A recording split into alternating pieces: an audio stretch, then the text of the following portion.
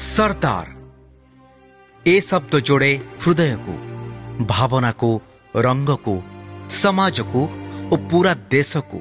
सरदार नथिले आमे एक हुई न थांतु। तो आसंतु आमे भी एकजुट होई जिबा सरदारंको पाई।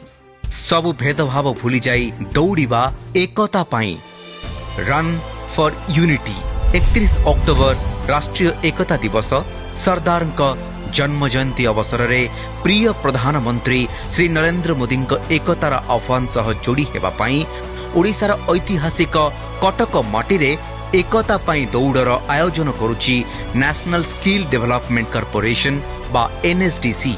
रेवेन्सा विश्वविद्यालय सामना नेताजी प्रतिमूर्ति स्मृति ठारू आरंभ हुई रानीहाट मंगलाबाग देई शहीद पार्क पर्यंत निर्धारित एही गण दौड़रे आपणक सह उपस्थित रहिबे केंद्र शिक्षा दक्षता विकास और उद्यमिता मंत्री धर्मेंद्र प्रधान। एक भारत श्रेष्ठ भारत।